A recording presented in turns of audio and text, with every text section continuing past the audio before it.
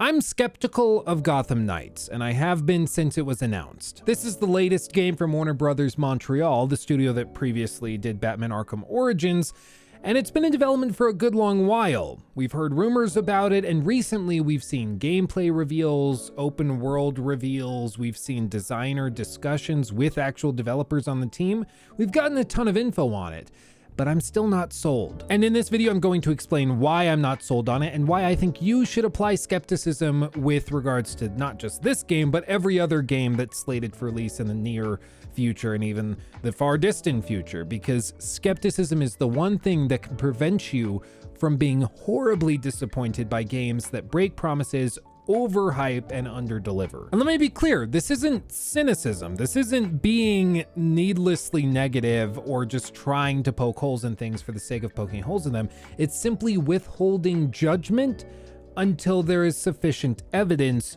to fall on either side. So in other words, you're not sold on the game, but you're also not dismissing it out of hand. You're just simply not convinced that it's going to be great or that it's going to be terrible for that matter. Believe it or not, before a game releases, you can be in the middle undecided category. You don't have to settle on it being phenomenal or being terrible. You can just sit in the middle and be skeptical of it. Wait until there's sufficient evidence to be excited for it and to put your money on the line. And this is gonna get really interesting because there are parts of Gotham Knights that I think look terrible, and then there's parts of it that I think look really compelling and interesting. And those are the parts I wanna highlight because those are the sections of the game that I feel like nobody is aware of because the communication with regards to the marketing for this game has been kind of horrible. So I want to show the good and the bad, the pretty and the ugly, and figure out where we should be in the middle leading up to the game's launch. And we're gonna get right into it. I just wanna say, as of right now, I am over on Twitch live streaming when you're watching this video, if it's on the day that it launched. I'm live every Monday, Wednesday, Friday over on Twitch. We hang out, we play games, we do this type of breakdown live while responding to chat and everything. It's a great time. I don't have a sponsor or anything. I just ask that you go over there, check it out, say hi. I would love to see you, and it'd be super cool. I mean, we could meet up, we could chat, it'd be great. Come see me. But okay, let's talk on the main camera. See, boom, just like that, transition. How cool is that? All right, so this is the first stuff that we're gonna look at. And the reason we're looking at it is because this is the stuff that has been highlighted and shown off time and time again in all of the major press releases. So whenever there's a big event, a media event, or anything like that, this is what the developers and the marketing team over at Warner Bros. Is choosing to highlight. Sections such as this, with this reveal having over 1 million views on YouTube. And as you can see, it starts off highlighting one of the least impressive dialogue sequences I've ever seen in a promotional piece of material. Like, listen to this dialogue. Get it up and running. What is that pause? Like, what are you doing? It's like a really uncomfortably long amount of time between sentences spoken. I get they're like swapping between characters and then you're gonna pick who you want to play as, but it just comes off as clunky and weird. It just does. So for a lot of people who are looking at this game for the first time through a trailer such as this, that first impression is not a very good one. And as we see the sequence play out before us, it doesn't get much better. As the coming moments will pass, you'll see multiple combat sequences, a couple of stealth sequences, and some various dialogue thrown out that isn't particularly engaging. Just wait, it gets really, really cringy. And I'm not just saying that, like, it's unbelievable. So now they're inside the building and you see the environments are really well designed. It looks pretty good. One of the problems I've had with this game since they first showed it off is that it feels like the characters sort of have this glow to them. They don't get shadows cast on them quite properly, so it feels like their suits are always illuminated, and it makes it feel like you're watching a mobile game. The lighting for the character models is just a little off. Everything else looks really, really good. It's just the character models and the hair that comes off looking weird, but that's okay.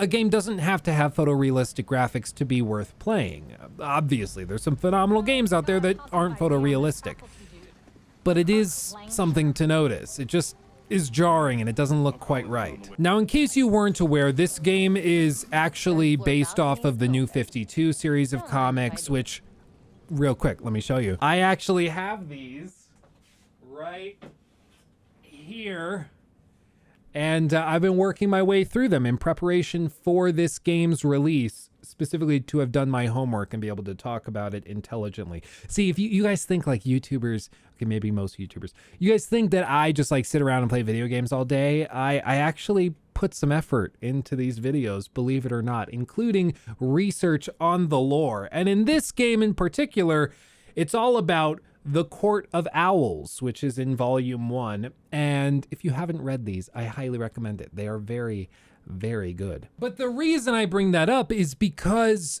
the Court of Owls is one of the most engaging and fascinating story arcs and pieces of world building in Batman lore, at least as of right now. I mean, of course, 20 years ago, it wasn't really a thing, but as of right now, it's one of the most compelling plot points of all, because it is this organization of people that basically control Gotham, even though they are underground and nobody really knows who they are or what their influence is. They still have control over the city and they actually run things. It's kind of like Gotham's Illuminati. It's super cool and it's very dark and gritty and just, oh, it's so good. And that is one of the things that they should be highlighting in this marketing material. They should be highlighting the Court of Owls and really discussing the world building, the dark and gritty narrative that's at the core of this game. They should be highlighting the fact that they've spent years creating a whole new lore around the creation of Gotham City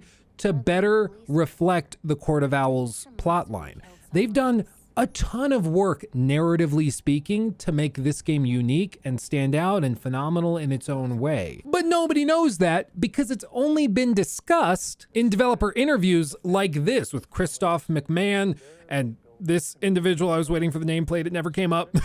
In this video, they talk about the world building and how they crafted Gotham and redesigned everything, even down to this little area that they're showing on screen right here, which is actually originally from this basically mining operation that they had at one portion of the city. And so they dredged out a whole section of earth away, and then they built low-income housing for the workers in those mining areas, and they created this whole area for people to live and eat and sleep and work all in one spot. And eventually it became the slums of the city because it was older, and so only the poor and unfortunate lived there. And that's really interesting and really compelling, but they haven't focused on it. They haven't discussed it. And that's my main frustration with regards to Gotham Knights, is that they have cool stuff in the game, but nobody knows about it because all of the marketing has been focused on the bad stuff that every other superhero game, including mobile game, does and doesn't do well.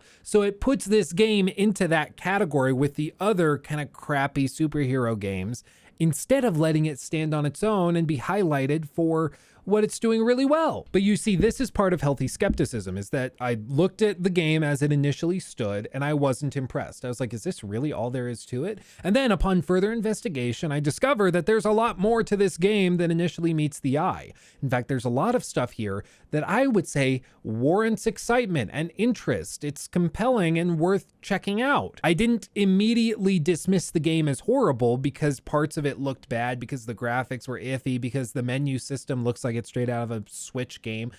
But instead, I looked for more information, and upon discovering more information, I became more interested, and my view shifted a little bit more into a positive light instead of just the negative one that I was going off of initially. Again, to be clear, skepticism is not about just blindly dismissing things when you don't see sufficient evidence. It's about withholding judgment on those things when there isn't sufficient evidence to conclude positive or negative. And to be clear, I don't think this is all necessarily like the player's fault for dismissing the game when what they're shown is bad. Like, it's up to the marketing team to sell people on these titles.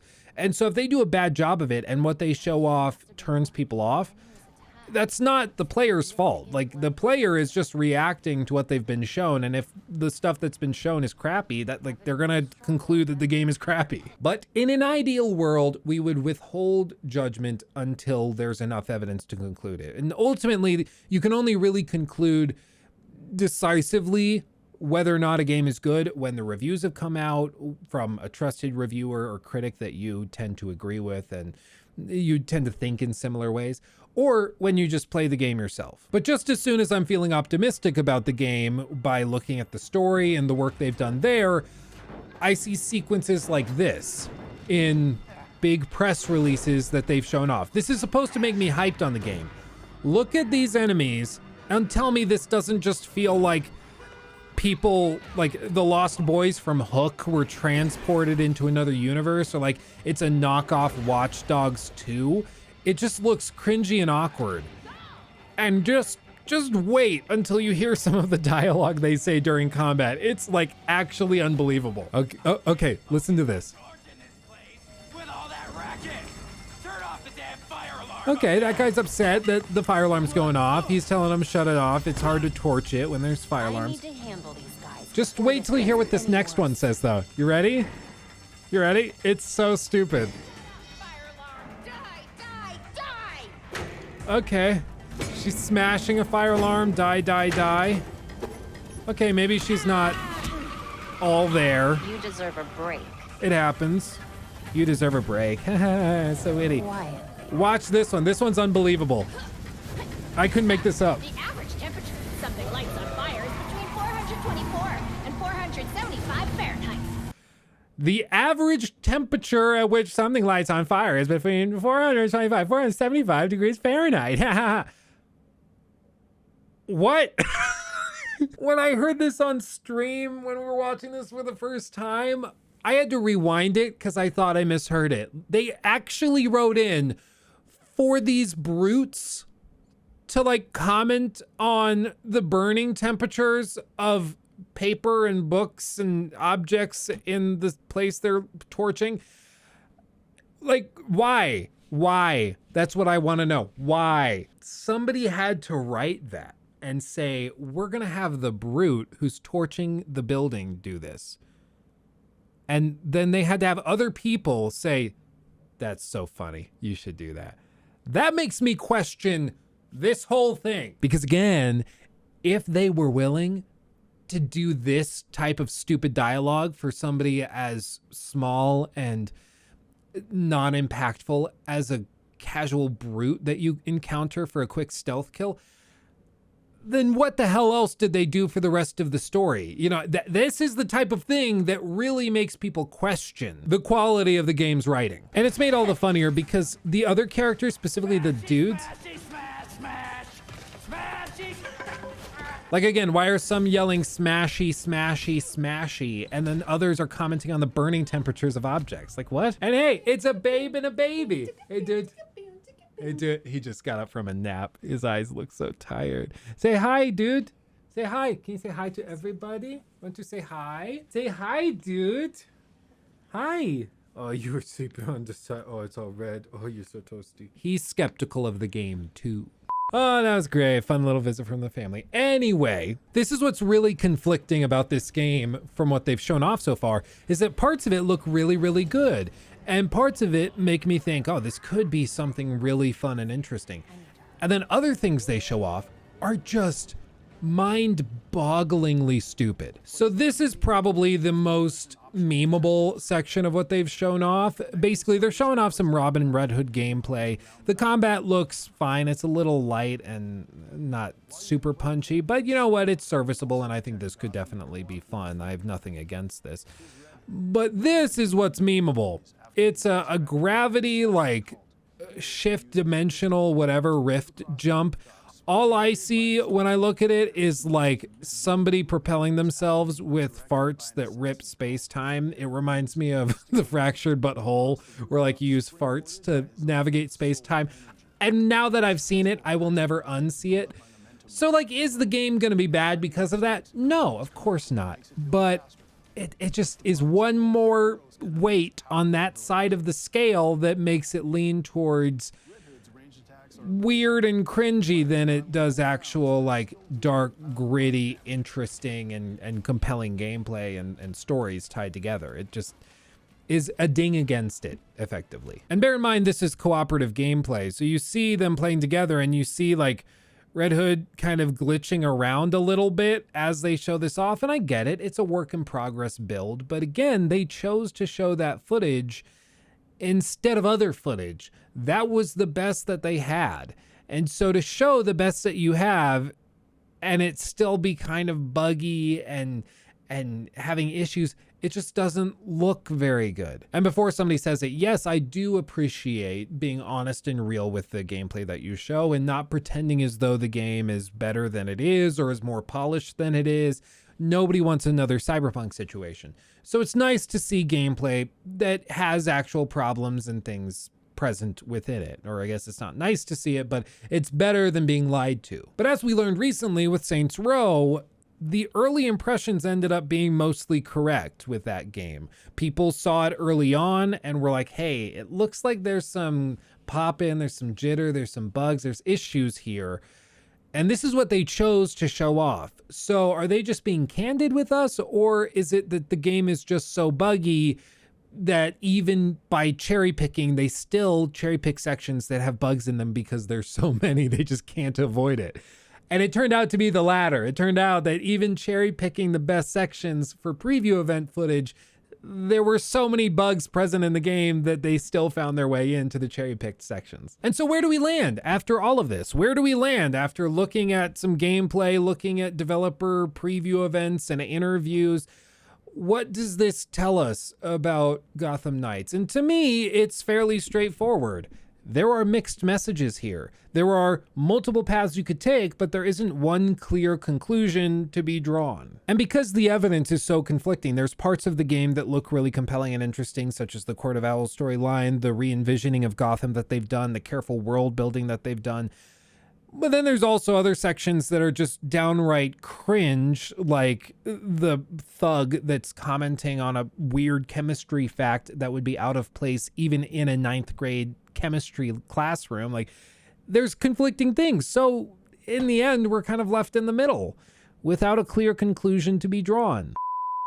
And okay, quick addendum. We actually just got done watching the whole Gamescom showcase over on Twitch live.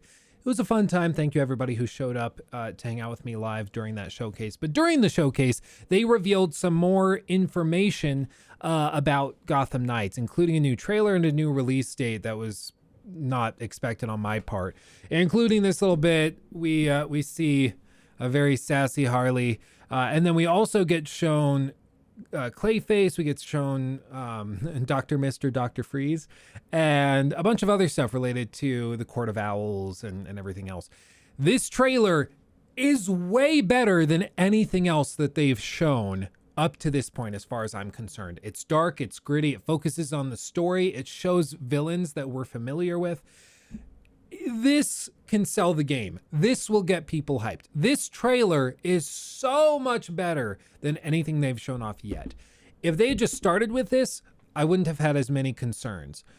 My concerns looking at this are calmed because I can see the focus on the narrative. They can show cutscenes. They show the story plot lines. That works for me. It's a highlight of what they're doing well and what they specialize in, what this game is doing that no other game has done before. And that's why I find it compelling. That being said, do I think that like this is instantly like, oh, it's a buy, pre-order it now? No. There are still question marks and concerns and things that you should be skeptical of. You shouldn't just jump full force into it. But this is much better. And this trailer, I think, does a much better job of highlighting what the game is specializing in and can do well. I mean, just look at this. I mean, how is this not badass? It's just freaking cool. So I will say after seeing this trailer, I'm much more in the camp of, I'm starting to get excited. I think this could be something really cool compared to where I was before, which was just like, this looks like ass and I don't know why it was made. So I wanted to get that out and just say it because if I didn't, people would be like, oh, they revealed a new gameplay trailer. You know, maybe have your thoughts changed? I want to say, yeah, they have kind of changed. This impresses me and I find this much more interesting and cool. So after all of this, I'm still skeptical, but this shows that they're doing stuff that no other Batman game has done before, focusing on individual and unique storylines, a dark and gritty tone. That works for me much better than the stuff they showed before with like the random NPC talking about the burning temperature of random objects. This can sell the game that other cringy stuff doesn't. So that being said, let me know what you think of it, especially after this new trailer dropped. I want to know what you think of all of this in the comment section below. I love you all. I'll see you all over on Twitch and everywhere else. Hugs and kisses. I'll see you in the next one. Bye-bye.